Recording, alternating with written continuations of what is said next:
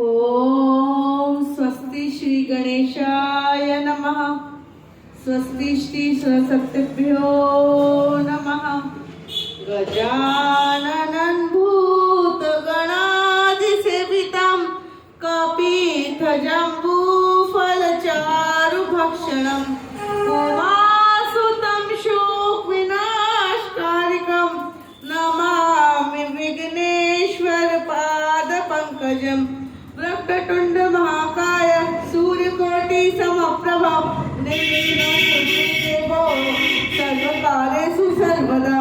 गणानाथ Saraswati Ravi Syukuro Brihaspati पंचायतानि स्मरण नित्यं वेदवाणी प्रवर्तते।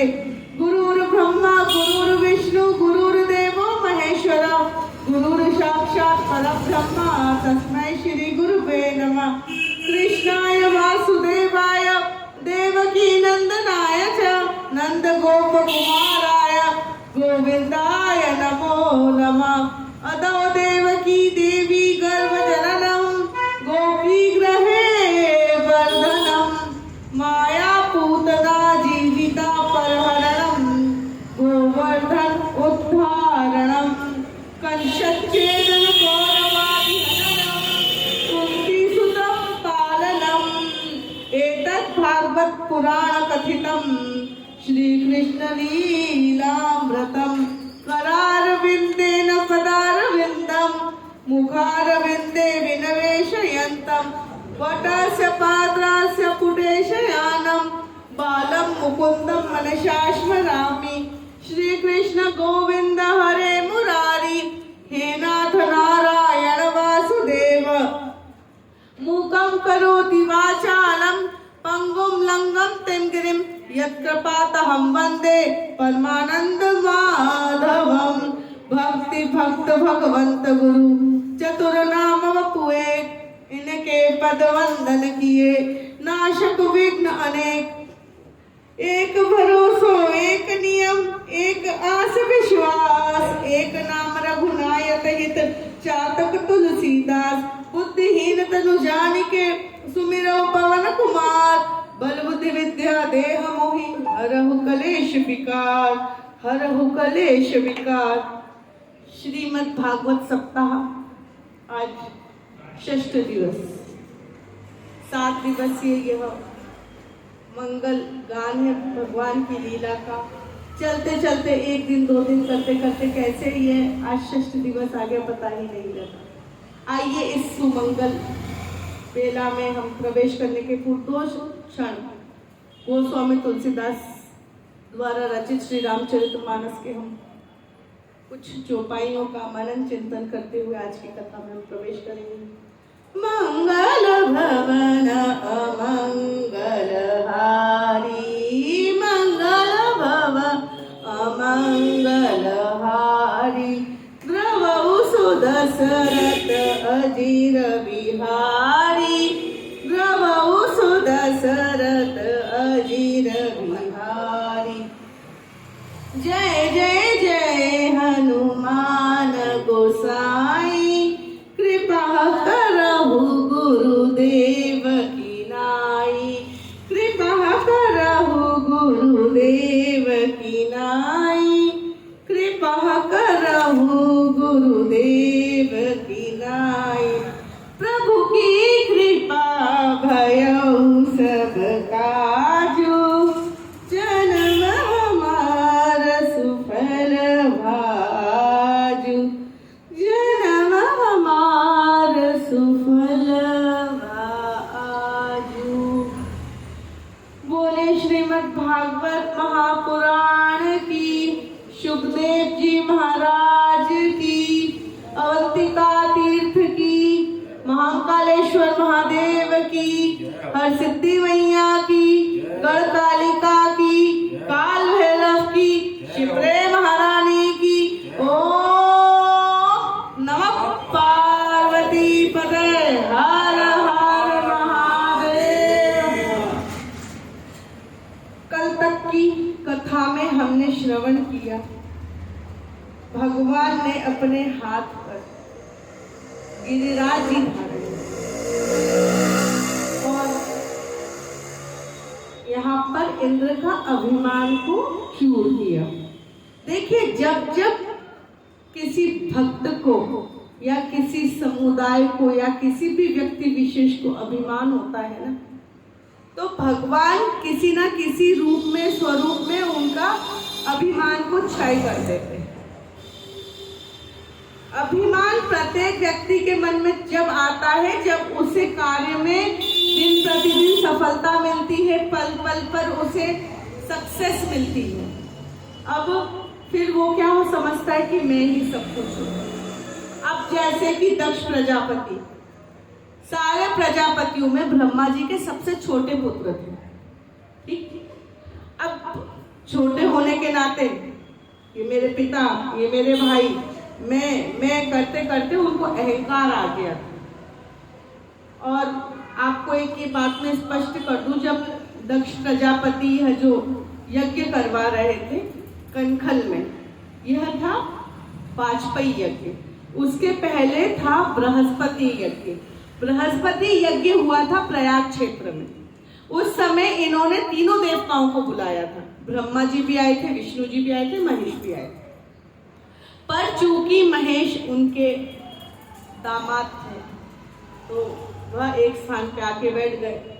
अब हम कहते हैं ना, ब्रह्मा विष्णु सदा शिव जानत अविवेका, प्रणवाक्षर के मध्य ओंकारेश्वर मध्य यह तीनों एका।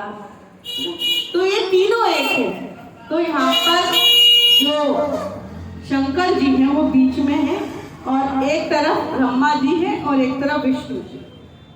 जब दक्ष प्रजापति ने यह यज्ञ करवाया था, बृहस्पति यज्ञ, जो बृहस्पति यज्ञ करवाता है उसे वाजपेयी यज्ञ करवाना अनिवार्य होता है।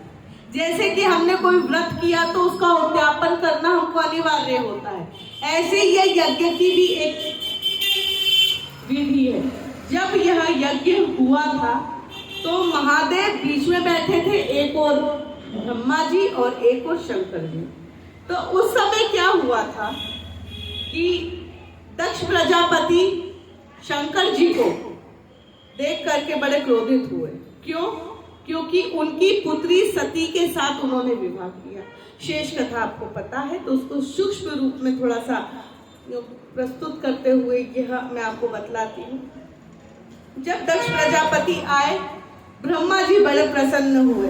अपने पुत्र को उन्होंने आलिंगन कर लिया, गले से लगा लिया और कहते, दक्ष प्रजापति प्रणाम पिताश्री, आशीर्वाद दो। ब्रह्मा जी ने आशीर्वाद और कहते कि ये तुम्हारे दादाजी हैं। कौन? विष्णु जी। मतलब विष्णु जी के नाभि कमल में से ब्रह्मा जी प्रकटे, तो उस नाते दक्ष प्रजापति के विष्णु जी दादाजी हुए। तो कहते हैं कि मैं तुम्हारा पिता हूं, तो ये तुम्हारे दादाजी हैं, इन्हें प्रणाम करो। तो दक्ष प्रजापति ने विष्णु जी को प्रणाम किया, आशीर्वाद ग्रहण करा। अब शंकर जी को लगा मुझे भी प्रणाम करेंगे। शंकर जी को ये लगा कि जब मेरा दाया खड़ा नहीं हुआ, बाया खड़ा नहीं हुआ प्रणाम करने के लिए, दक्ष प्रजापति ने आकर के इन दोनों को प्रणाम किया, तो मुझे भी प्रणाम करना चाहिए।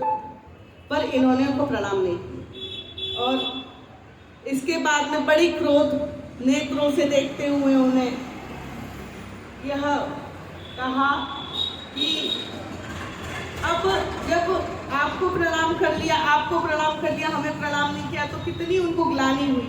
तो अगले यज्ञ में शंकर जी को नहीं बुलाया था, यह सोच के कि यह तो उनके पुत्री के पति हैं और बुलाए आ जाते हैं। ऐसा करके बड़ी उनके लिए कठोर शब्द निकले थे। और शेष कथा आपको पता है, वीरभद्र के द्वारा पूरे के पूरे यज्ञ को विध्वंस किया गया। जो मेरा बस कहने का यही तात्पर्य, ये जो मैं शब्द है ये अहंकार सूचक है। हमें अहंकार को त्याग देना चाहिए। ये हमको श्रीमद् भागवत कथा इतने उदाहरण देती है, इतनी कथाएं हैं इसमें। 12 स्कंध है, 12 स्कंध के अंदर इतनी सारी कथाएं हैं और उन कथाओं से हमको कुछ ना कुछ ज्ञान प्राप्त करना चाहिए।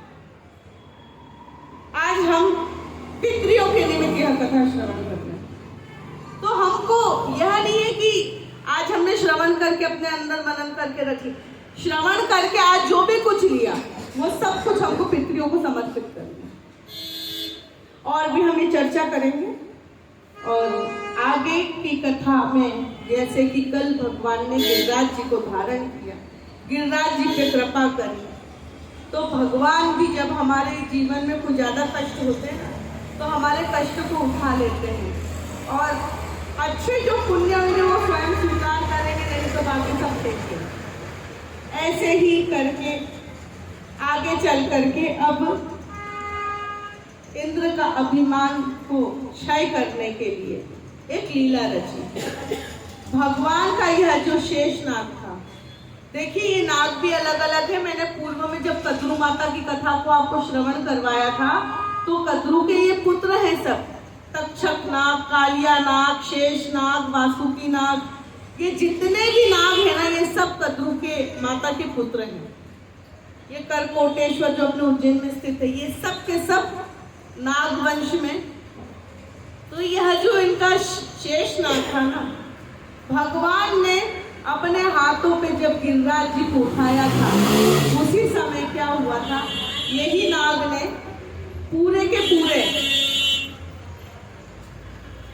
गोवर्धन पर्वत के ऊपर एक चक्र बना दिया। इंद्र का सारा जल खत्म हो गया और उस नाग ने आकर के उस जल को रखा और सीधे अगस्त ऋषि से कहा कि ले जाकर के ये जल को आप समुद्र में परिवर्तित करो। एक समय की बात थी, अगस्त ऋषि पूरा समुद्र पी गए थे अपने अंदर। यह विश्रवा जी के भाई हैं।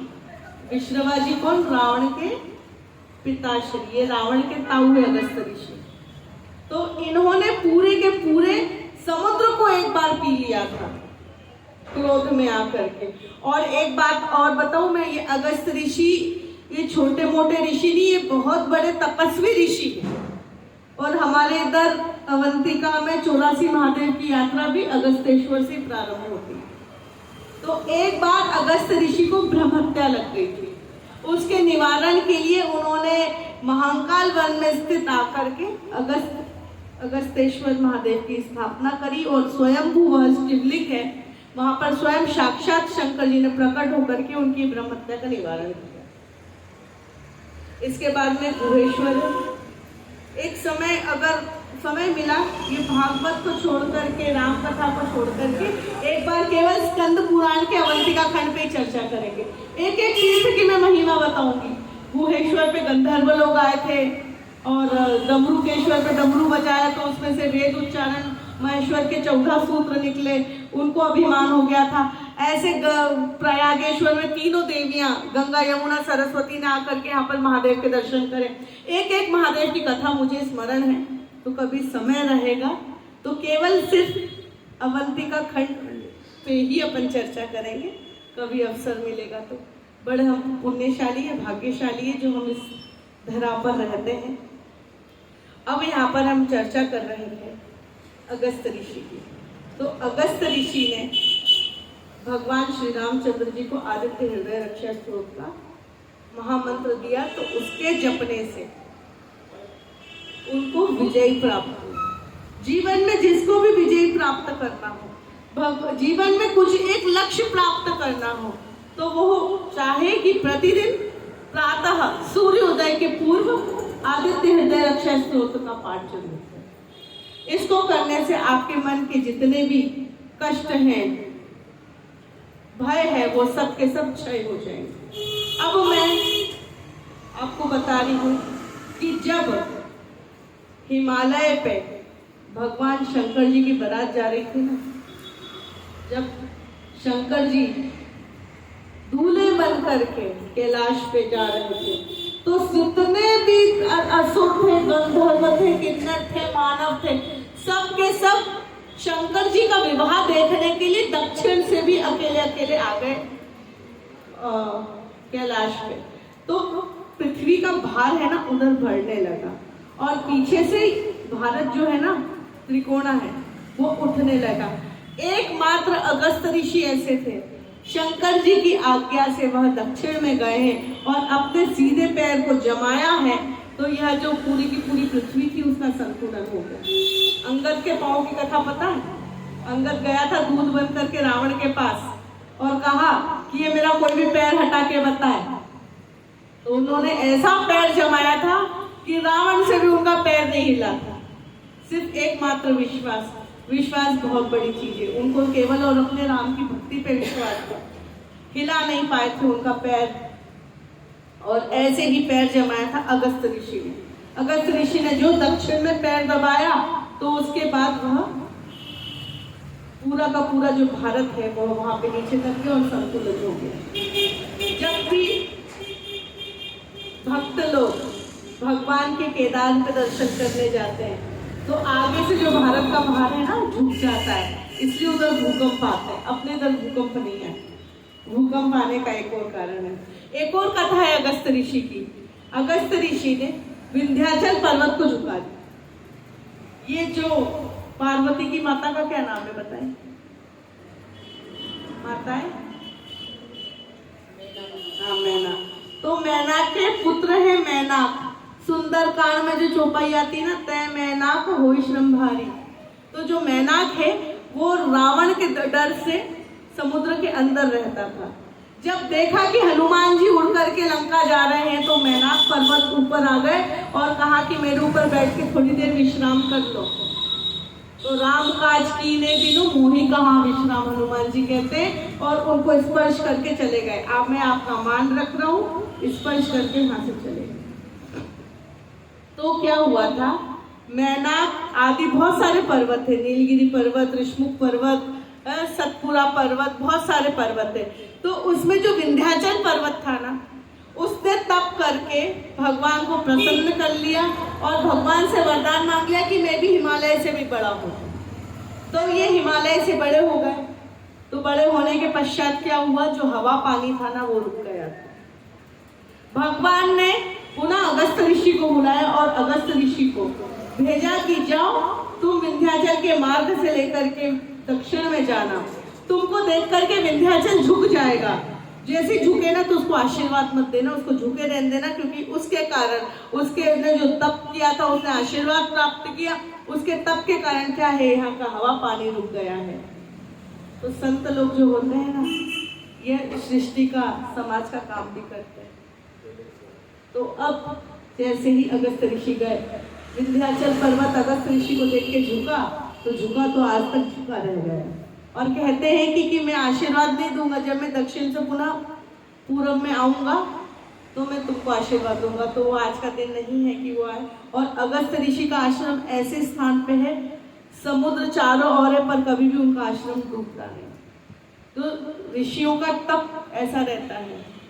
परसों हम हमारे अखाड़े गए थे तो हमारे पीर जी ने जो कहा कि जिस समय इधर शिप्रा जी आई थी ना, पूरे के पूरे आसपास लंबे लंबे फुटों तक पानी था, पर अखाड़े के अंदर नहीं आया, क्योंकि वहां पे इतने सिद्ध महात्माओं की समाधि है ना, तो जल के उधर ही उनके तेज से उनको रोक दिया। अगर जो भी संत है, सच्चा भक्त है, उन्होंने सच्ची साधना करी, सच्ची तपस्या की है ना, तो वो अपने तप से, अपने जप से कुछ भी कर सकता है और कुछ भी करवा सकता है। वो तो बहुत पुरानी बात है, पर जो संत रहते हैं वो कुछ भी कर देते। अगर हम चाहें कि हमको अगर लाख लोगों को भंडारा देना है, क्योंकि जो संत होता है ना, वो केवल और केवल समाज के हित के लिए कार्य करेगा कि किसी को कष्ट नहीं हो, किसी को दुविधा नहीं हो, सब मंगलमय हो। और संतों को क्या समझते हैं कि मांगने आ जाते कमंडल लेकर के। यह लोगों की भावना है। चलो अब आगे की कथा पे चलते हैं। तो यहाँ पर अगस्त ऋषि की एक कृपा थी और अब यहाँ पर इंद्र जो है बृहस्पति की आज्ञा पाकर के कृष्ण जी से क्षमा याचना मांगी, भगवान से क्षमा मांगी। भगवान ने उनको क्षमा किया, अहंकार यहाँ पर क्षय हुआ है। अब आगे चल करके कृष्ण जी का यहाँ पर अभिषेक हुआ। कृष्ण जी के अभिषेक करने पे उनको पूरे के पूरे ब्रज का यहाँ पर मुखिया बना दिया। अब यहाँ पर एक समय की बात है, जो नंद बाबा थे वो सांध्यकालीन जमुना जी के अंदर चले गए। तो वरुण देवता के जो जितने भी अनुचर थे ये इनको पकड़ के वरुण देवता के पास ले गए। ये देखिए बहुत ही ध्यान से सुनने वाली कथा है। हमने पूर्व भी निवेदन किया था कि सांध्यकालीन कल यमला अर्जुन के प्रसंग के समय हमने आपसे चर्चा की थी कि कभी भी सांध्यकालीन सूर्य अस्त के पश्चात न देव नदियों में स्नान नहीं करना चाहिए। फिर भी नंद बाबा को यह ज्ञात था, फिर भी यह जमुना जी में नीचे उतरे। नीचे उतर करके क्या हुआ, जितने भी वरुण देव के जो जितने भी दास थे, उनके सैनिक थे, इनको पकड़ के ले गए वरुण देवता के पास। और पूरे ब्रज में हाहाकार मच गया कि नंद बाबा कहाँ गए, नंद बाबा कहाँ गए, उनको जाकर के जमुना जी में ढूंढना चाहिए। फिर जैसे ही कृष्ण जी आए थे तो वरुण देवता ने वहाँ पर कृष्ण जी से क्षमा मांगी और उनको नंद बाबा को पुनः लौटाया। तो देखिए, हम अगर भगवान के भक्त है ना, तो जान करके हमको कोई गलत कार्य नहीं करना चाहिए। अब हम सुबह उठते हैं, सबसे पहले आप उठते से पृथ्वी को प्रणाम करो। एक नित्य कर्म अपना यह सुधार लो, छोटे बच्चों के लिए भी ध्यान से, है ना।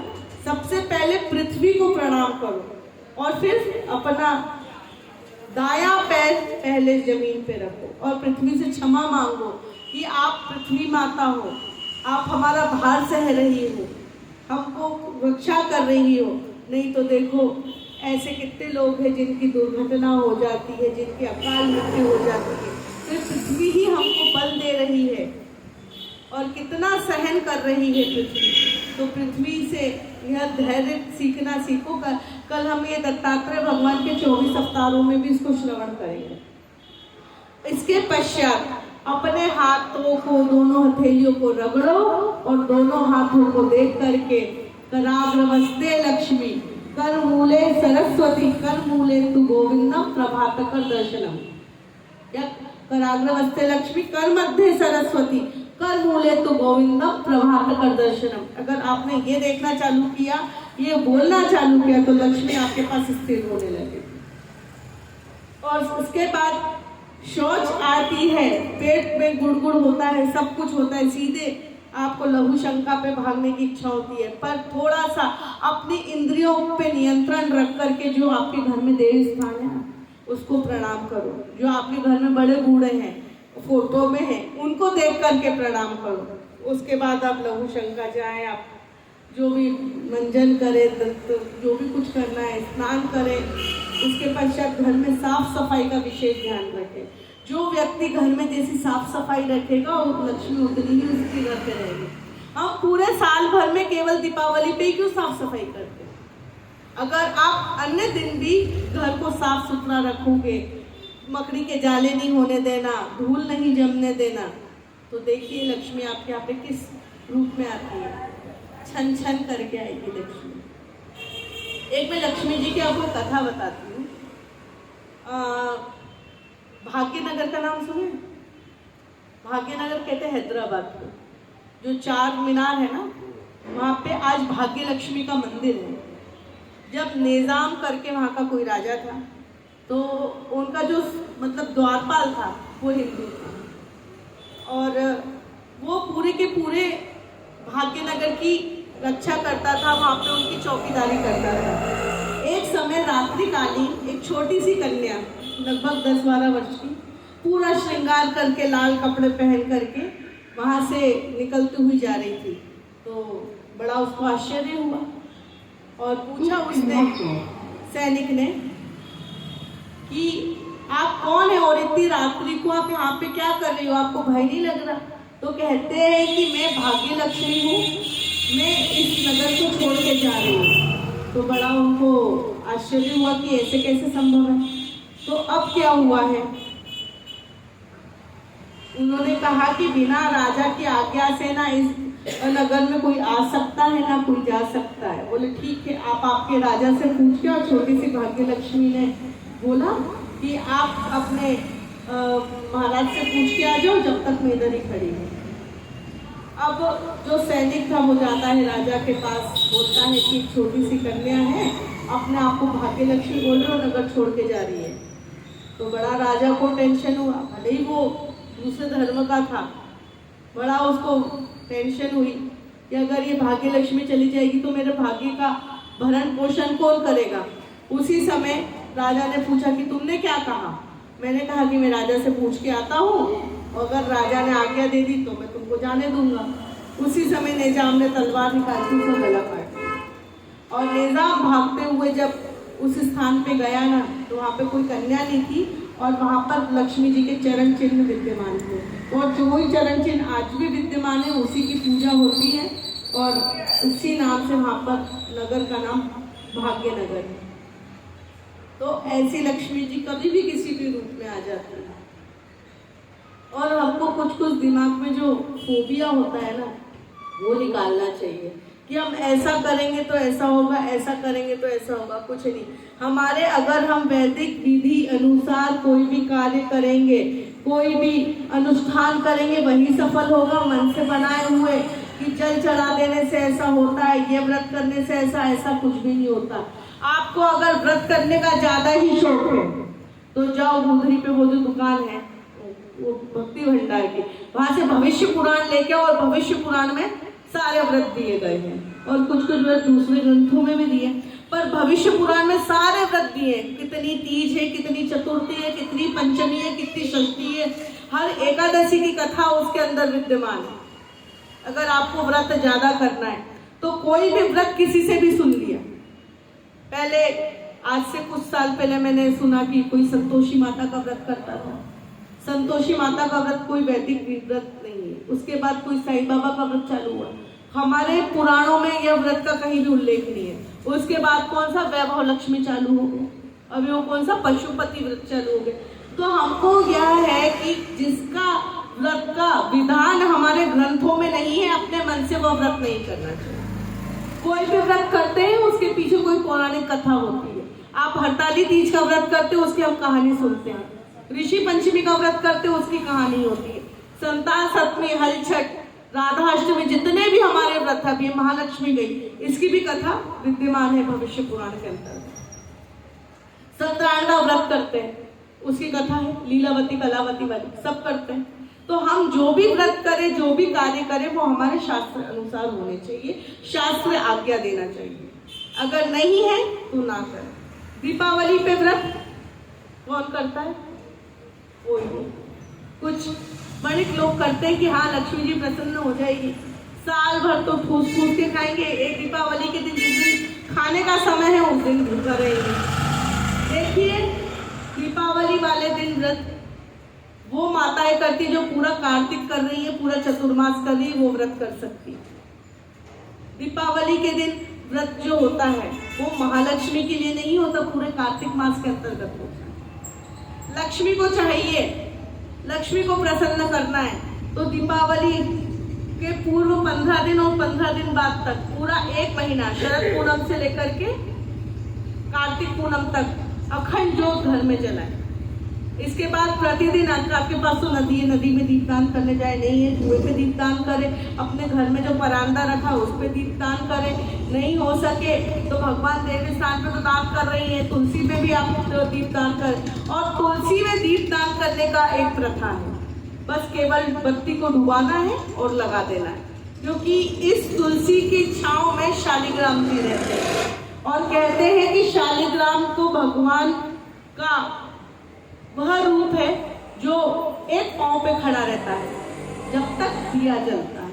तो भगवान को हमको कष्ट नहीं देना है, ये श्राप था भगवान को, तुलसा जी का। एक बात और, भगवान के जो भी हमको वस्त्र होते हैं, हमने पुराने हो गए नदी में ठंडे कर, कोई पुष्प है, रोज हम पुष्प चढ़ा रहे हैं, कहाँ ठंडे कर रहे हो?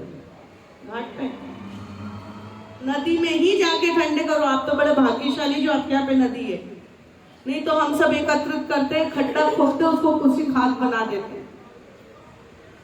कभी भी देव को हम चढ़ाने वाले पुष्पों को, हमारे जितने भी फल वगैरह हैं, कोई प्रसाद मिला खराब हो गया, चींटी लग गई, उसको कहीं ऐसी जगह रखो। कोई भी संत कोई भी कुछ आपको फल पुष्प दे, उसको संभाल के रखो, महाप्रसाद होता है। हमारे जब कोई भी संत लोग आते हैं, हम उनके पास जाकर के कुछ भी उनसे भेंट लेने का प्रयास करते हैं, भले ही कुछ वो फल दें या तुलसी पत्र दें या पुष्प दें, उन पुष्पों की पंखुड़ियों को भी हम संभाल के रखते हैं, क्योंकि वो आशीर्वाद है उनका। संत लोगों के हाथ जिस भी वस्तु को लग जाते हैं वो पवित्र हो जाते हैं। आपने आत्मदेव की कथा को पहले श्रवण किया था। संत ने अपने झोले में से फल निकाला और फल दिया तो क्या हुआ, उस फल का इतना प्रताप था कि गाय को पुत्र हो गया। तो संत क्या नहीं कर सकता, संत के पास इतनी तपस्या होती है, इतना धैर्य होता है, इतना जप होता है, जप के माध्यम से कुछ भी कर सकता, पर वो सबका हित करेंगे, अहित नहीं करेंगे। कभी भी संतों के पास जाओ, कोई ऐसी कामना लेके मत जाओ कि जिससे दूसरे वाले की हानि हो। और अब थोड़ा आगे की कथा को श्रवण करते हैं। अब यहाँ पर भगवान ने रास लीला करी। तो यह रास लीला क्या है? जब भगवान ने गोपियों के साथ कीड़ा करी, कीड़ा मतलब खेलना, उसको रास कहते हैं। आजकल रास को यहाँ पर हमने गलत अर्थ बना लिया, खासकर युवक